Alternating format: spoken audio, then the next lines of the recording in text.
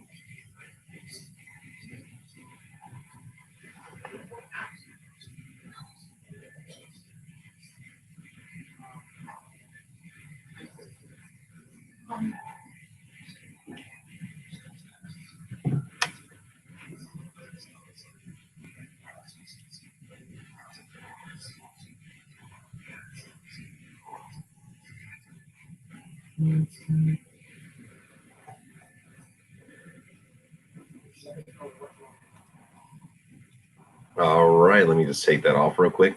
Morse will be joining us in just a few moments and just sharing out here and there. Marcus, can you go open the front door real quick? Awesome. Yeah, they're coming through the front door. Shy. But yeah, we'll be just starting momentarily, you guys. I'm here.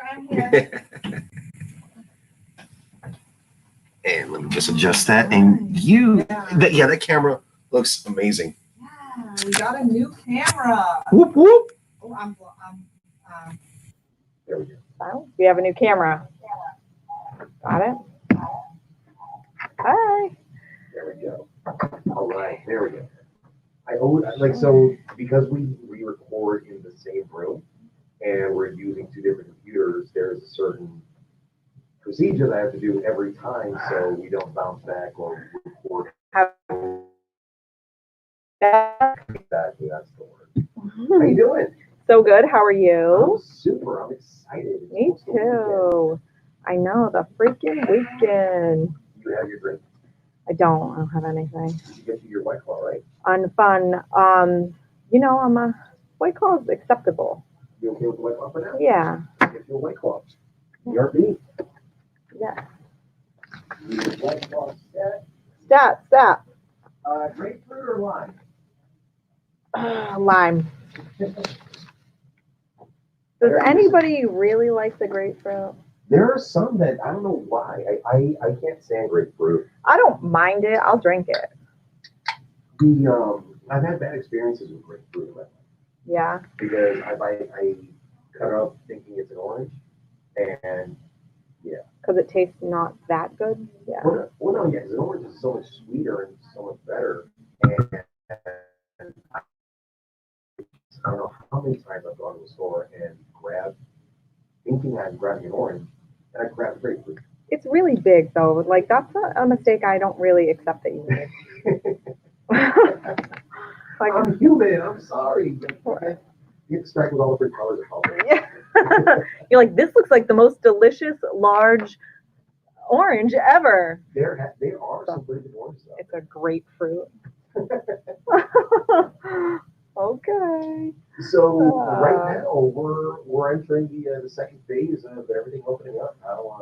How's that been for you? It's been good. I don't love going to restaurants during the coronavirus.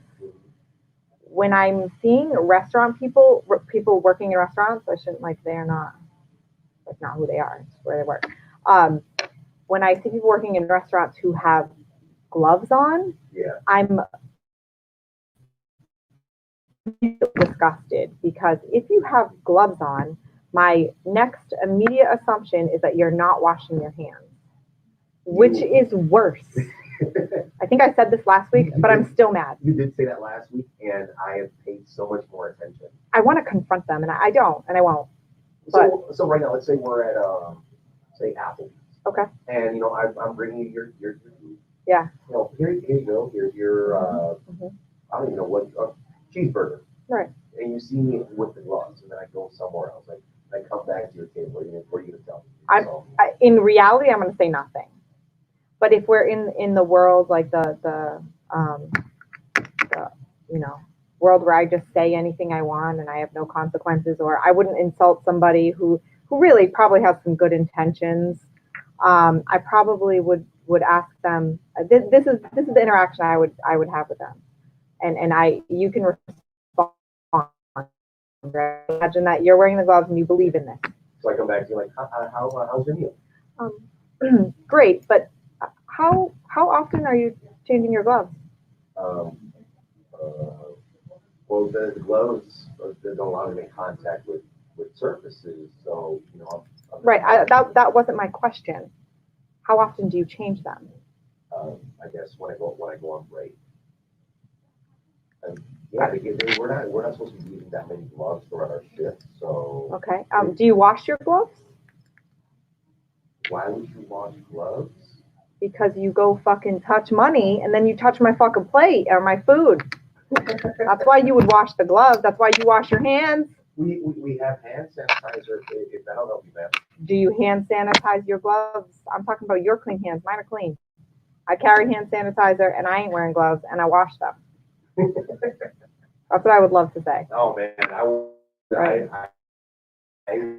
even then I don't even know what to say because of course no, because they're not people being bad people. It just is not sensible and it isn't clean, right? So it also isn't sanitary. Mm-hmm. And I feel like with the coronavirus, where penny wise, pound stupid, right? Because what we end up doing is we think that we're being protective and wearing gloves, but instead it's actually okay. Right.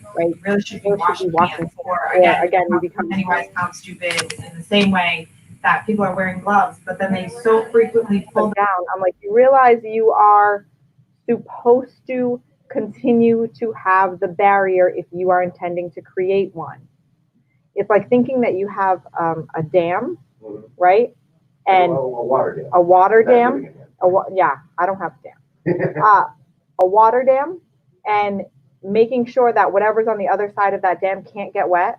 But every so often you take the dam down.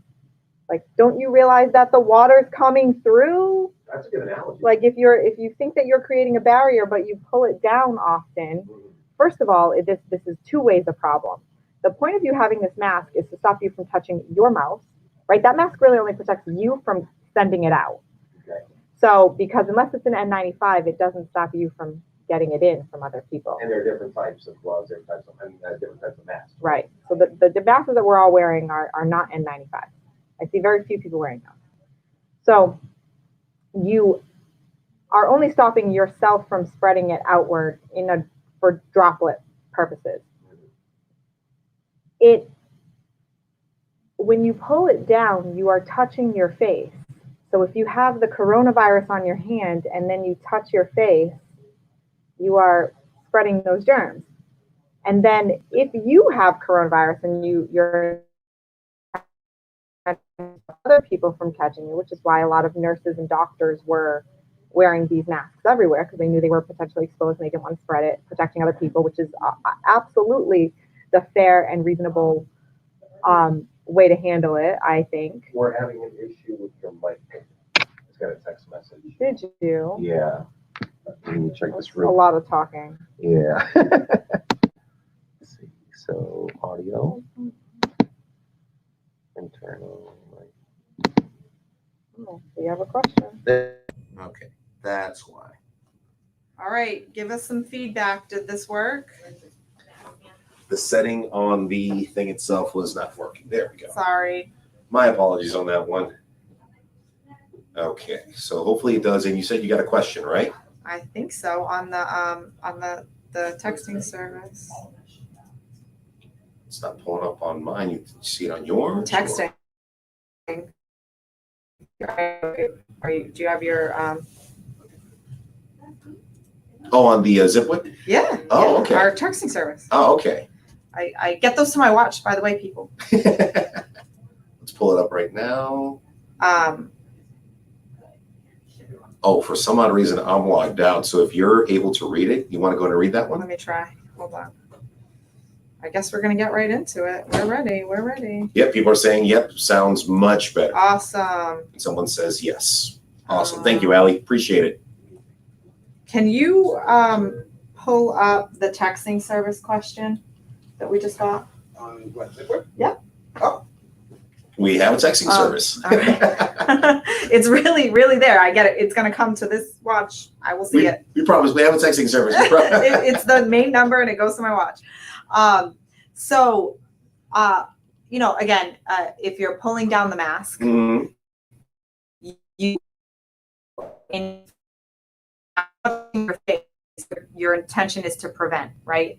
Yeah. That you don't touch your face, but you're touching it, right? If you imagine that the coronavirus were like paint, right? And you don't want to get paint everywhere. So here's your other good analogy behind wearing the gloves and it not being sanitary. If you imagine that the coronavirus is paint on your hands, and then so your hands are now, even though you're wearing gloves, Latex. are covered, they're covered in paint. If you were to go touch your phone and then touch the desk and then touch yourself Mhm. and then touch a plate, wouldn't all those places have paint? Cross-contamination right there. So that's how you should think of your cross-contamination, which is why you are better to wash your hands, because you're not washing your gloves. But when your hands are exposed, you will be more inclined to make sure you're using your hand sanitizer Mhm. and you're washing your gloves. Who would like it? I will take it. Thank you. Awesome. All right, so first question Yes. just came in. Let's get to it. When they come through our texting service, they remain confidential. I don't have a way to know your name. It's a phone number. You could create a fake phone number, right? Mhm. So here's the question. At what point would so many years go by with no contact of support from the legal spouse, refusal to sign the divorce papers for courts to grant divorce? Osceola County with 2 minor children.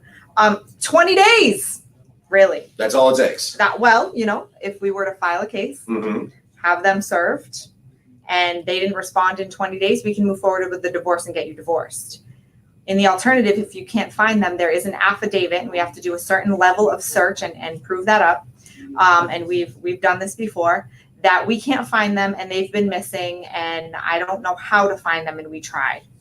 So once you do that, you don't really need to be divorced. We need to put them on notice as best as we can, but if we can't find them, we still can manage to get you divorced. So you don't have to wait years. You don't have to wait months. But you have to take the steps to file the case and ask the court for the relief, right? If we follow the law and ask the court for the relief, you can get divorced, including with children.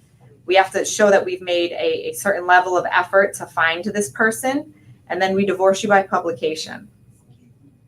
Beautiful. So we got you. We can get this done. You don't have to wait anymore, but it can't get done if you don't start.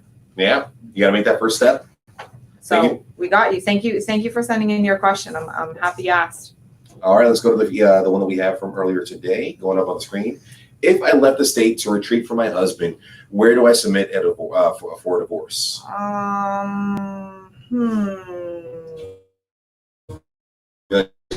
Not Sandra Bullock. Julia Roberts. Oh, Runaway Bride. If you don't have children, you should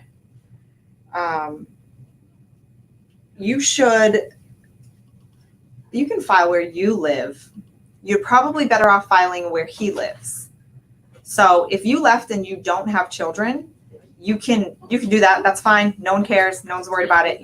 If you left with the children, we may have some other things to be hurdling over. If you have an analysis or concern over domestic violence, of course we're going to tell the court that, and we'll handle and come over that hurdle. But there's no law that says you can't move with children while you're divorced away from your husband, right? There's a law that says you can't kidnap them and hide them. But when there's domestic violence, that is something that the court will take into consideration. So file where he lives to not have the hurdle of personal jurisdiction.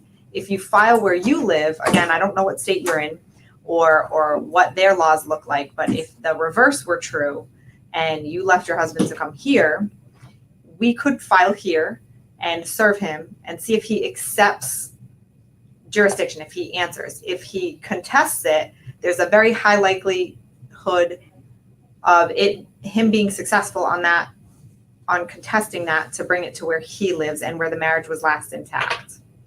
Awesome. Thank you so much for the question.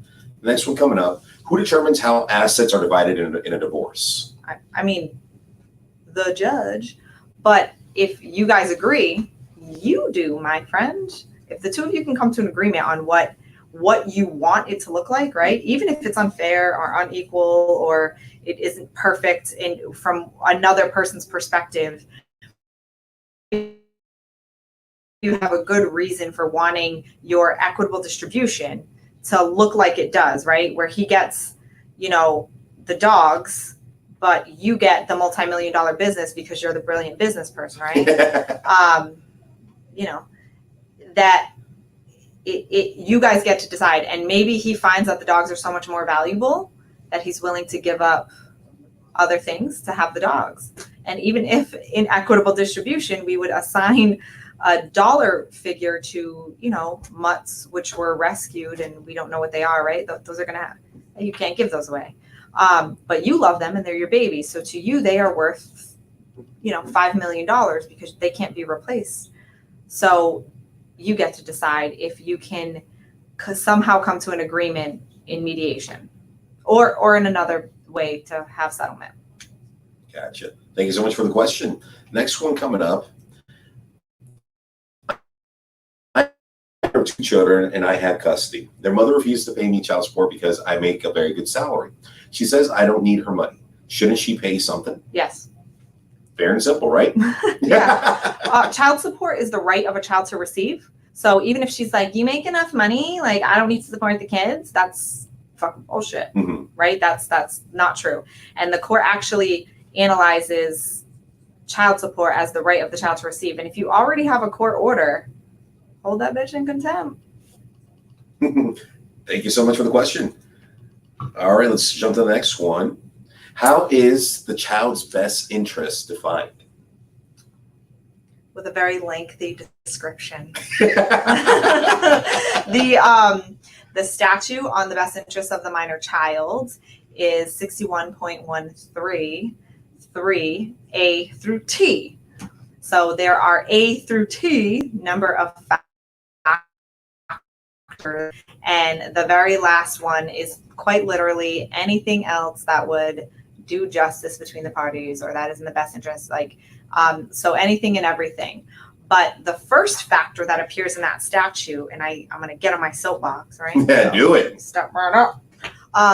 Is how well which parent does a better job at facilitating a shared parent relationship with the other parent. Okay. Now there is case law, and there's a lot of understanding that the order of those factors do not mean that one is more important than the other, but our legislature put that together. And the fact that the concept of being a good shared parent appears first when analyzing what the best interests of a minor child and considering the development of a parenting plan is there, I personally don't think is by mistake. So the first thing you should do, how you should interpret what I'm telling you is, I need to do the best job I can to be a good shared parent, to make sure that I facilitate and encourage a relationship with the other parent. So there is a very long line of psychological, sociological studies on the benefit of children having a strong relationship with both parents and being insulated from the conflict of the parents related to them, because children internalize and blame themselves, and that surfaces very negatively in their psychological well-being. So be a good shared parent, because psychologically it's the right thing, and the law told you to do so. Thank you so much for the question. Ooh, this one's a fun one. In your honest opinion, what is the best lawyer film? Ooh, well, for reasons, Legally Blonde. No, I like that movie, and it's funny because being a blonde and in the law, and I'm also very girly and feminine, and I don't care. I don't think that I literally wore a pink sweatshirt. I had this made for taking the Florida bar. I had a pink sweatshirt made that said, "What? Like it's hard." So again, I feel like that, right? So I could relate on that front, but I didn't chase no man to law school, right? Boom. This was I became the lawyer my mother wanted me to marry when I grow up. So I resonate with that as a concept, not that some man is my reasoning, that I need to be the one, right? I need to be what it should be, because I'm good enough. I will lead my family into the success. I can lead people. I'm good at this. I'm smart enough, and by golly, people like me. But that so I like that. I thought The Lincoln Lawyer was really interesting. Yeah, McConaughey. There's a one with Paul Newman, an old one that I think this one is the best one. It is With Paul Newman. It's an old one. I'm pulling up the IMDb. All right. And I that one was really inspiring to watch. I really liked that. I watched it both when I was in undergrad school. Okay. And after I became a lawyer. Yes. I really liked that Damn, one. that was before my time. Yeah. So that one was really good. And I'm trying to think right now. Paul Newman is I don't know if this would be considered a lawyer film, but Sleepers. Sleepers? That sounds like a zombie apocalypse.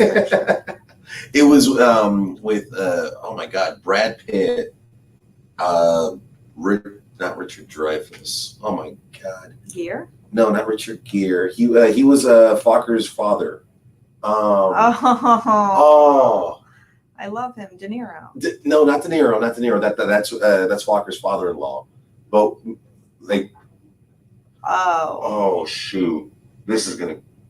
Why did I do this to myself? Damn it! I have to look it up now. I'm so sorry. I have to. Well, tell us when you figure it out. You wanna circle back? Yeah, let's put a pin in it. Let's get the next question coming up right now. Thank you so much for that one. That was a good one. And boom, the next one is: I recently found out that my wife has been having an affair while I've been on tour overseas. Where do I begin if I want to file a divorce? Call me, maybe. We walk you through the whole process of filing for divorce. If you want us to handle it, you give us a call, have a consult with me, and we will steps for you. We spoon feed the process to you and handle it on your behalf, right? We give you the forms and we turn them into the legally, I've created a very thorough process to make it simple for my clients to be able to walk through it. Forms that you fill out, you just have to answer the questions as they come up. You don't have to do a lot of interpreting and things like that. I ask you the questions and then I make sure to place it in the way that the court wants to receive the information so it's legally sufficient. It's worth mentioning that if you want to do this on your own, you have a variety of ways to do that. If you feel like you're capable and you guys have full agreement on everything and you want to hand the paperwork, I don't discourage people from doing that. I don't feel at all like that process takes away from what I do in my business. What I do is I simplify and make the process easy for you, right? Naturally, I do it at a cost, but I do it so that you don't have to, so that you get to compartmentalize how emotionally taxing this is, because that's the other part of the service that we offer, is that this is stressful and it isn't easy. I don't care how good of a divorce and much of an agreement you have, and making sure that you hit all of the things that the law wants and exactly what a judge wants and push it through the process. That's also kind of stressful, right? It isn't impossible. You can do it. I'm not here to tell you that you can't. I'm here to tell you that if you want a service to do it, you want to make sure we follow the law, that's where I come in. Or if you have more complex issues or you need someone to be arguing on your behalf, I love arguing, okay? But you can do it. So if you go to the Florida, there's a Florida, if you really just have to Google it, there's nothing complex to remember, Florida Supreme Court Family Law Forms.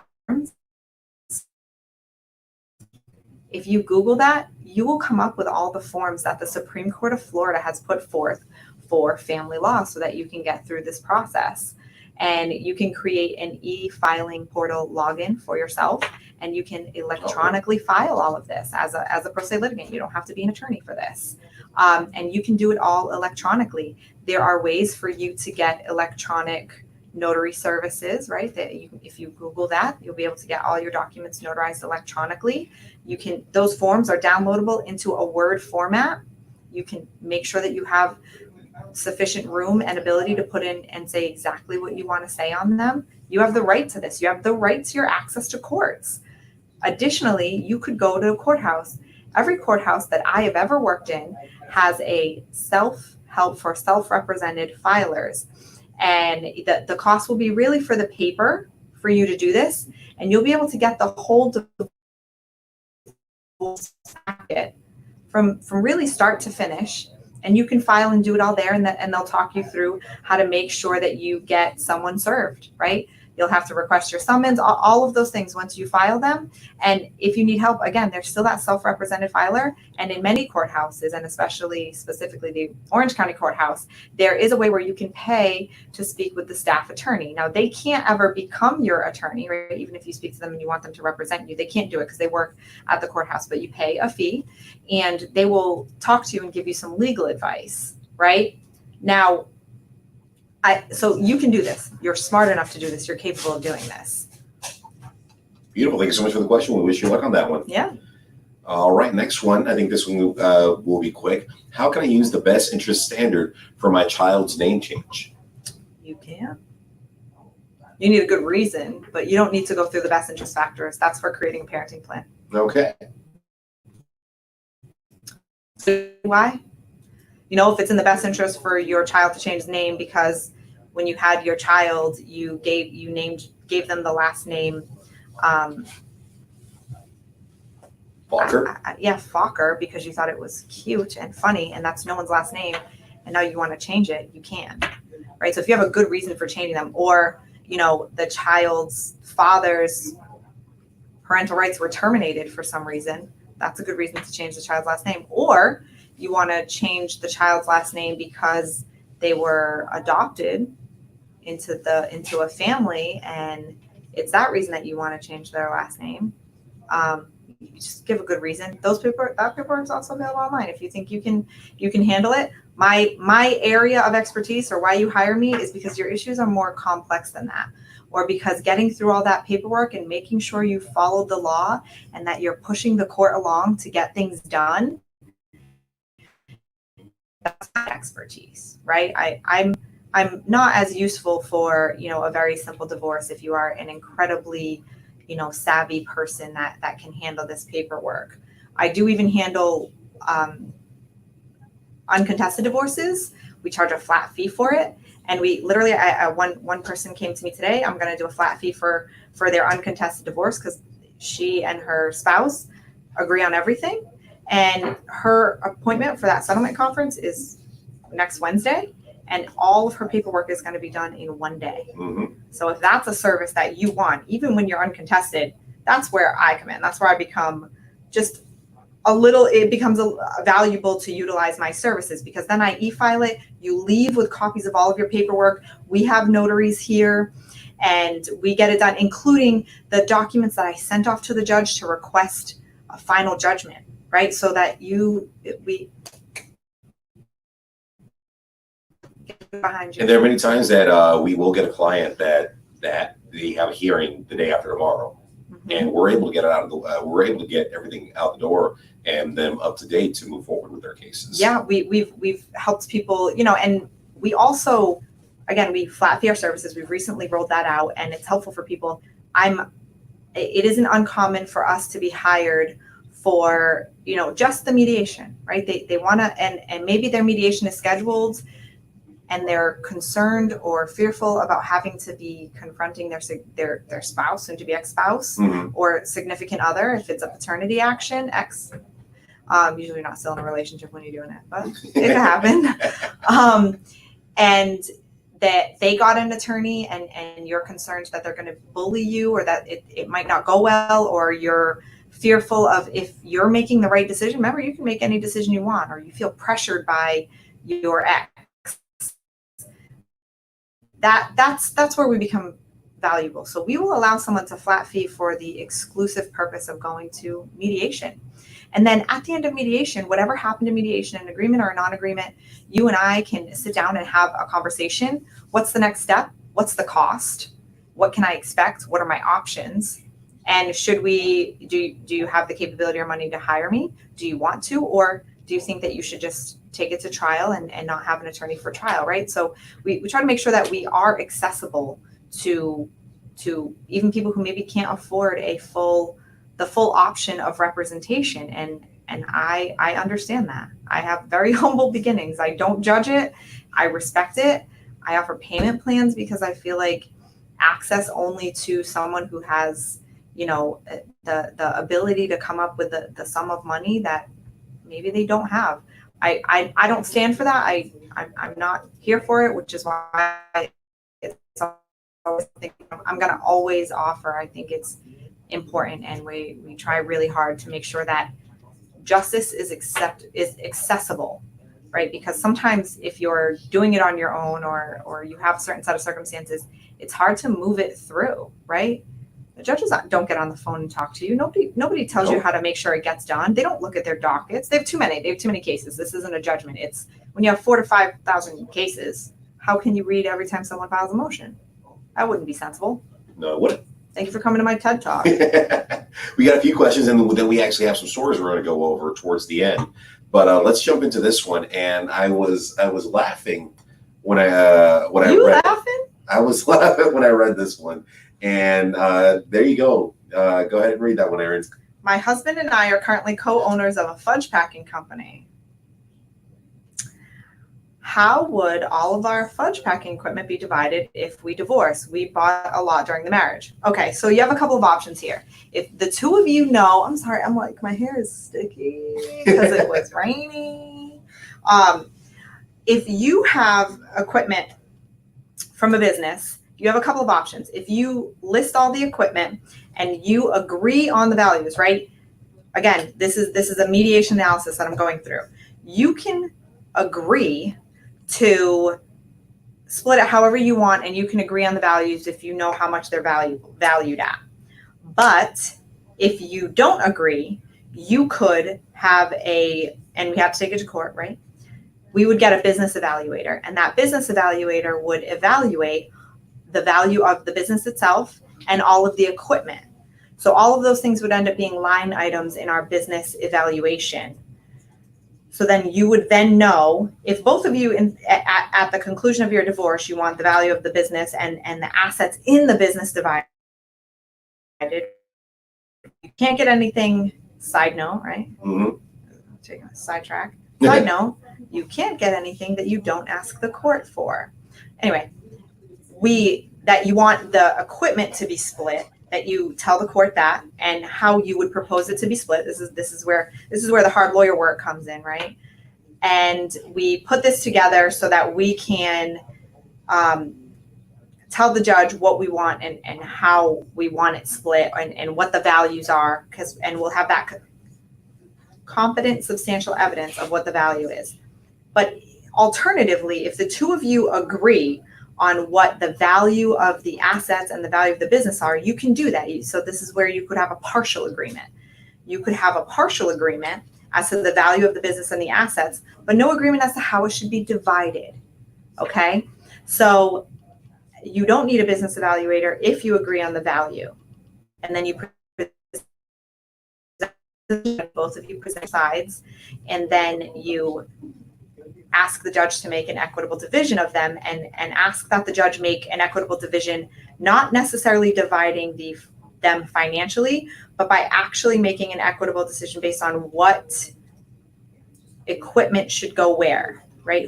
To whom all this equipment should go in conjunction with all of your other assets and liabilities, right? So all of these things, this is how it's going to be. The court is going to balance equitable distribution when you have a business with a lot of assets. So, he'll get the taffy machine and you get the milk butter machine, right? I don't know exactly what you guys might have, but you would have to come to me with that information. And those are your options, right? So full agreement, partial agreement, business evaluator, go all the way to trial, and the court will figure it out. If it is your intention that one person, that each of you are going to sprout up a new,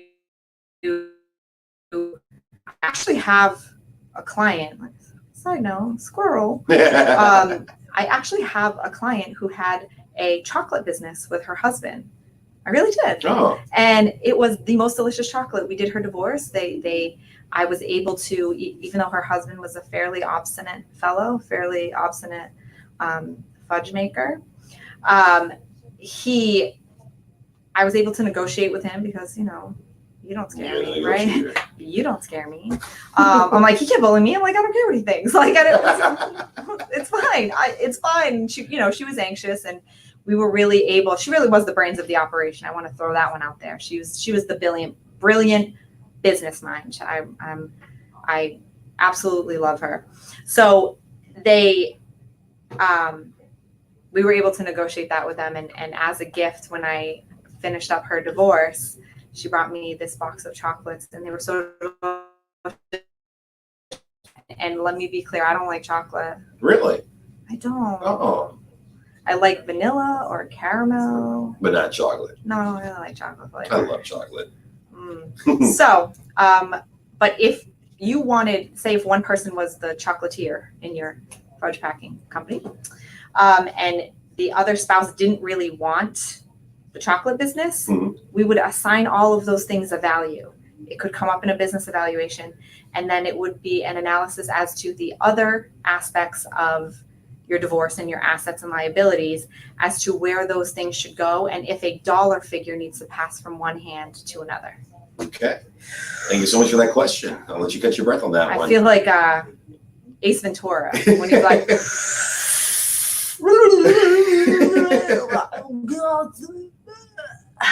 all right, the next one. Here we go. My ex has moved. Moved his girlfriend into his house. I don't want our kids anywhere near her. Why? She's the reason we broke up. Can I stop him from having the kids there if she is there? No. All right, very simple. No. No. If you were to have a new significant other, he couldn't stop you. So it goes both ways. And a new girlfriend may not be the worst thing ever. You're not entitled to meet her. You're not entitled to tell him what to do. You're not in a relationship anymore. And honestly, you don't want to, right? So I mean, teach your children right and wrong. Don't bash her, because that doesn't help your children, right? Don't teach your children to hate somebody that they don't know. Don't impose your, again, this would be an example of imposing your conflicts with the other parent on the children. So chill the fuck out. Okay. Really. Like, I understand, but unless you know that she's a child abuser, a major criminal, a major drug addict, and if that's the case, call DCF, right? And if you know that there's actual harm going on and you have some good evidence of it, you know, do something about it. I don't know, let it ride, let it buff out, right? And him having a new girlfriend means he's just not going to bother you as much.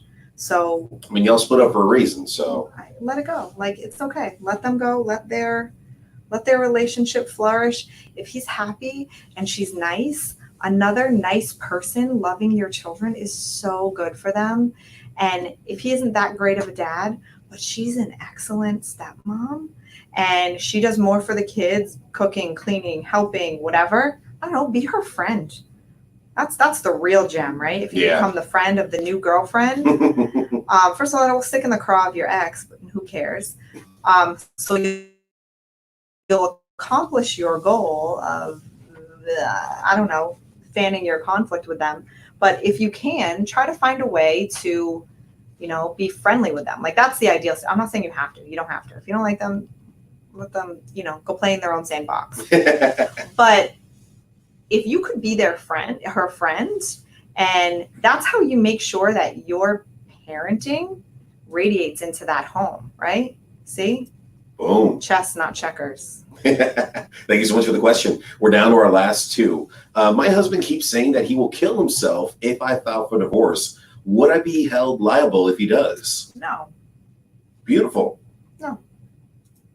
And if someone is using the threat of suicide against you, that's manipulative, okay? And don't let that person continue to manipulate you, because you don't do it.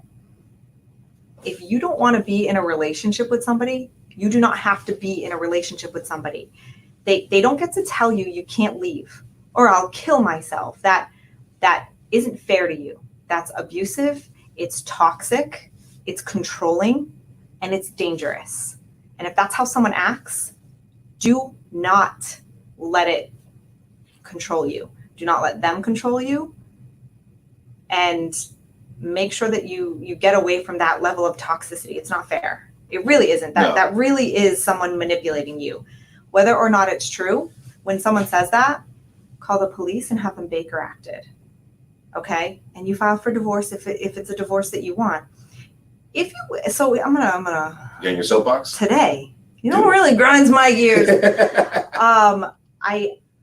What really grinds my gears is that level, that style of manipulating somebody that, you know, if you don't continue to stay in a relationship with me, I'll hurt myself or someone else or you, so you'll stay here. That's controlling.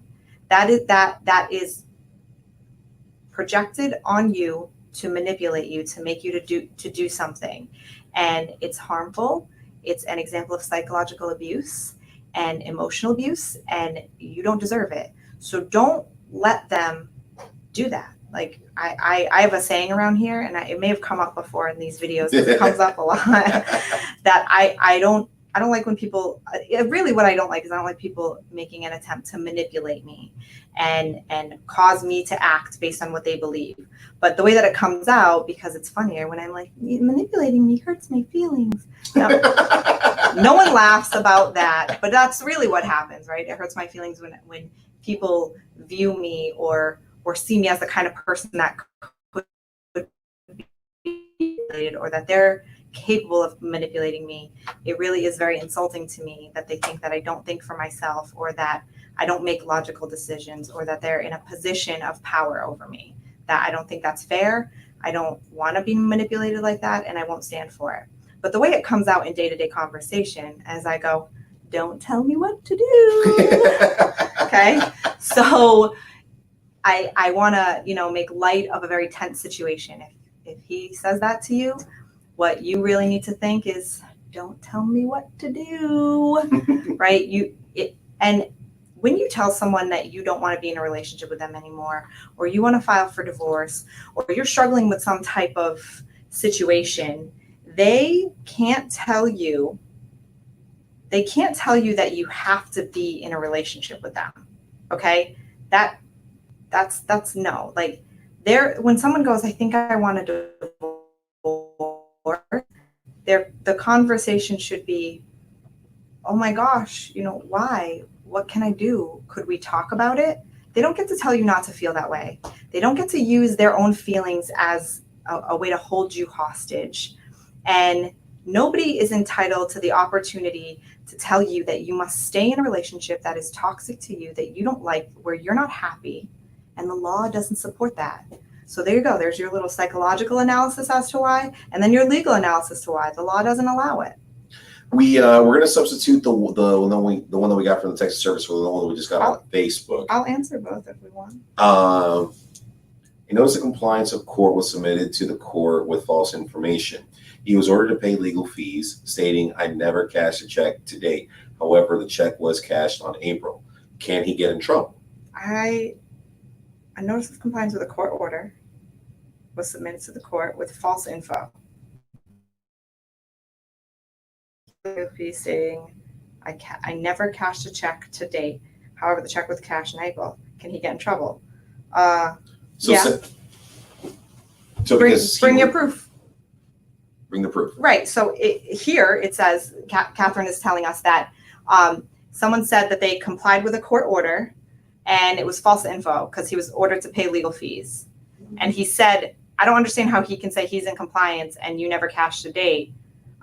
Cashed a check to date. I just skipped words. I don't know.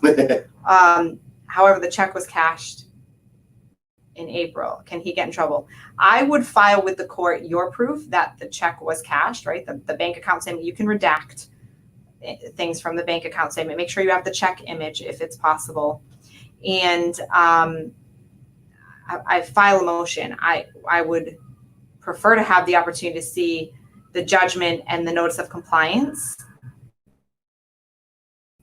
so that I could, and your evidence, so that we can flesh out exactly what should be filed, maybe a motion for contempt, maybe, whatever kind of non-compliance requests that we need to make. But yes, he could get in trouble. Okay. And you should seek additional attorney's fees for it. Thank you so much for the question, Catherine. We got the last one coming in. My ex is going to serve me for paternity soon, and I just want to have my court case done in Broward County. I haven't been served yet. Could I move to Broward County? Also, can I move if I do get served? So I don't know where you are currently right now. The answer to your question is yes, you can move to Broward County. If you don't live there and he doesn't live there, there's no reason that Broward County or a motion for change of venue would be successful. But if you live there, you can do a motion for change of venue. So counties are just venues. The circuit court is where paternity,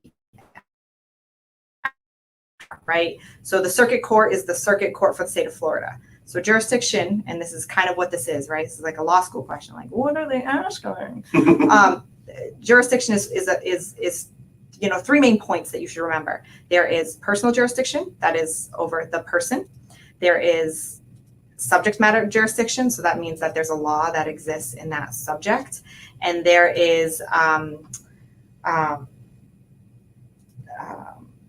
God, I'm drawing a blank. And then there's venue. Venue. So the state, where a person lives, the state would have jurisdiction over a person. The subject matter jurisdiction is what laws of the state apply and where those type of cases are heard. So sometimes it doesn't make sense why certain things are county court or administrative or whatever. Really what it comes down to is there's a law said that these cases belong in circuit court, okay? So in Florida, divorces and paternity actions belong in circuit court. So, but a person who lives in the state of Florida and who has a paternity case or a divorce case arising out of the state of Florida, Mhm. that means that there's jurisdiction. And because the statutes, right, 61 and 742, say that these are circuit court cases, they go in the circuit court. What location, and typically we identify these venues, socially, colloquially, as by exclusively their county, right? Seminole, Orange, Broward, there's 57 in Florida, 57 counties. You would know more than I would on that one. I thought it was 56. We'll get research on that. If you know, comment. I don't know.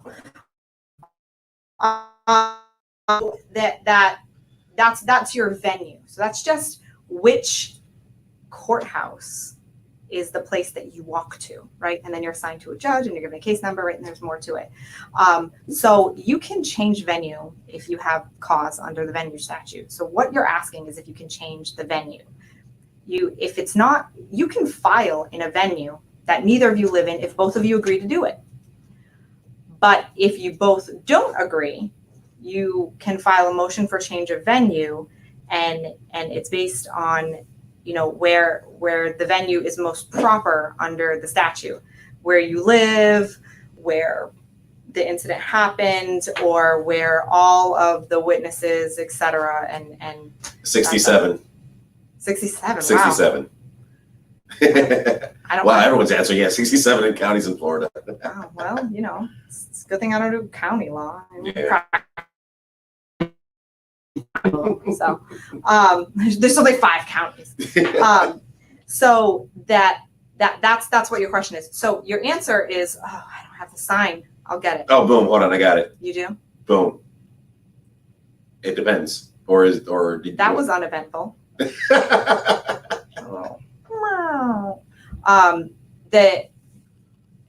If you live in Broward, yes, you could move it there. If it's originally filed in Broward, yes, it can stay there if both of you agree. If he lives in Broward, yes, it could be there. If no one lives there and there's no reason and it wasn't filed there, no, you can't move it there for preference, right? That's forum shopping, and the answer is no. But if you're moving to Broward and he hasn't served you, yeah, we can help you work through that intricacy. So yeah, but and the other question, sorry, I'm like, there's more. Why is there more? The other question was, can you move? After you've been served, you can't move more than 50 miles away without asking the court for permission. And that has a very specific format to follow, right? That statute is so particular that I don't recommend doing it without an attorney, but you can. And that after you're served, no, you can't move more than 50 miles, but less than 50 miles, yes. And in some instances, you can move from Orange County to Polk County and be under 50 miles. So 50 miles is as the crow flies. If you took a piece of string and I held it here, wherever you're moving from, and that string was unrolled all the way to wherever it is you're moving, that's how it is. You'll just have to Google some kind of resource to get you as the crow flies miles, not driving miles. So some shit. It is. Now, those are it for the questions. Thank you so much for everyone who sent in their questions today. I have 2, possible 3 quick stories I want to share with you before we leave tonight. But I do want to bring in a new segment called Aaron Reacts. Okay? So this is where I show Aaron. I honestly, guys, this was one of the funniest videos I saw this week. In light of everything that's going on in the world, sometimes we just need to laugh. And I know during this hard situation, laughter really isn't like the proper thing. But once in a while, if you're not laughing, it's the best medicine. It really is. Are you ready to react to something? Yeah. All right. Let me put this up on the screen. And I don't know if you've seen this, but earlier this week, someone put 22 huge teddy bears on a roller coaster and just filmed it. Why? There's so much that we need to do in the world. Why are you wasting our time? this is cute. This is something I probably would show my son, and I think he would find it adorable. Oh no, I would love to be on the ride with the bears. That would be cute. Yeah. I think it would be cute. I think it would be a really cute thing for what is the Make-A-Wish Foundation for children who are ill and maybe who are immunocompromised. Yeah. So they don't have to feel so alone on a roller coaster. On a roller coaster. Like, how cute would that be? That would be cute. Right? The video, so I'm just gonna stop the video right now. Let me get This is why he has me react to things. I'm like, you know what? Crazy. Oh. So always in Florida is always known for getting some crazy stories out. You know, Florida man does this, crazy shit happens here or there. But something cool happened in Florida earlier this week, and I want to see how you react to this one. All right. Seniors graduating from Florida High School rode jet skis as their principal handed off diplomas from a belt during the ceremony. No, I feel cheated. I want to do that. I want to ride a jet ski to get my diploma. You know, in those diploma things, I graduated high school. I know, shocking. And it's not really your diploma. It's just a fake piece of paper. Yeah. In all of the graduations I had. The ceremony never has the real diploma. It gets mailed to you later. Mm-hmm. So I think that they should have used something. See, they should have used something representative of their diploma that related to them being on the jet ski, right? Yep. A fish. I think sunblock would have been cool. Yeah, I think it would have been interesting. But that was really cool. And, you know, Florida always does crazy things that are negative. That was a crazy thing that was super cool. And I'm pretty sure anyone would have loved to do that. Because who wouldn't want to ride a jet ski? I haven't rode a jet ski yet. And I Never? And you live in Florida? I'm a city boy. I haven't been on a jet ski. I'll get to it eventually. Oh, they're so much fun. And the point is, at least once you have to throw yourself off of it. You didn't ride a jet ski. If you didn't throw yourself off of it, they are really fun. And I am envious. I think that every graduation in Florida should be by jet ski. I lost this one. So we're down to our last story. Let me pull this one up. Who rides a bike, Kyle? It's random. Where'd it go? Okay, so this guy's back in the news, and is Carol Baskin inheriting a haunted Indian burial ground with Tiger King Zoo? So earlier this week, a judge finally gave Carol Baskin the Native American, the GW Zoo over from. She got it. She got it. She got the zoo. Is it? So here's my first reaction, right? Okay. I want to know legally how she was able to do it. Like, did she get a lien against his zoo and collect on that lien? Like, did she foreclose on the lien? Also, we all watched this documentary, and see, this is where being a lawyer is dangerous. Because I'm like, legally, I don't know. And I thought that other guy who dressed like he was an 18-year-old that no one liked, like the version of an 18-year-old that no one likes. Oh, Jeff Lowe. Yeah. Yeah. I thought he bought it. He was running the property, but according to the judge's ruling, the property now belongs to Carol. So I guess. But it was still been owned by J.E. Probably.